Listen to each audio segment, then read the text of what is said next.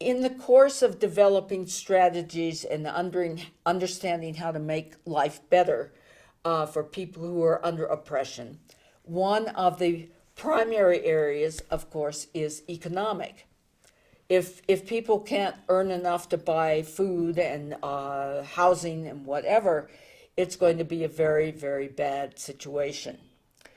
So when we're talking with the Tibetan students, we spend a lot of time thinking about how can the Tibetans make their life better economically inside occupied Tibet.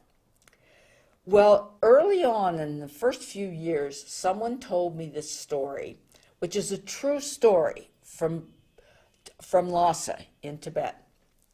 So here's the story. There was a reporter who went and saw this.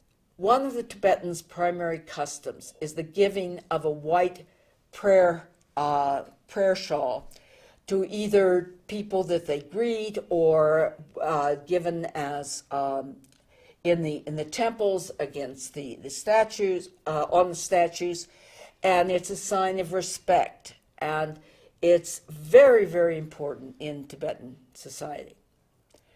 And at Barker Square in Lhasa is the holiest temple, the Jokan. So this reporter is standing there, and he's looking around, and he sees there are various stalls around, and he sees that there's one person who's selling these katas, and there's lines and lines. He's busy, busy, busy, and in the other stalls, people are not so busy. So after it quieted down for a minute, he went up and he saw the merchant, and he was surprised to see that it was Chinese. And he said, "Oh, looks like you got a pretty good business going here." And he says, "Oh, yeah, this is really good." And so the reporter said, "Well, why do you think your business is so good and the other people are not?" And he said, "Well, we've got a really good thing going. We have a factory set up in Sichuan, where my family lives, and we make the katas, and we make them very good quality. And then my brother has a truck, and he drives it into Lhasa, and then we sell them, and we are making a very, very good living for the family." And so again, why you? Why not the others? Our quality is just so much better. So you take this as a tale, and what is it saying to you? You need to learn from these kinds of incidents.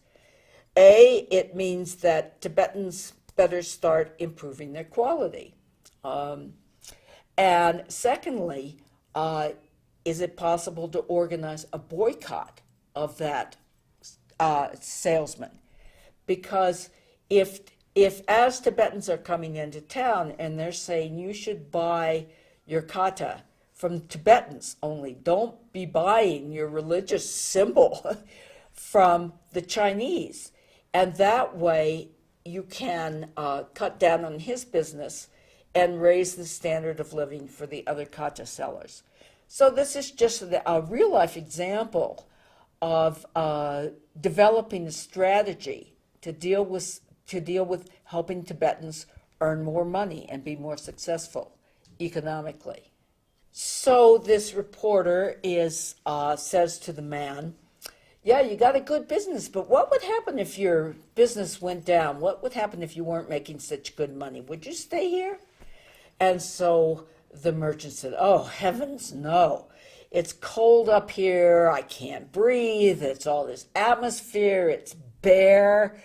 Oh, and no, in a minute I would go back to Sichuan where it's green and it's lower and all my family is there. So no, the only thing that's keeping me in Tibet is that I'm making really, really good money."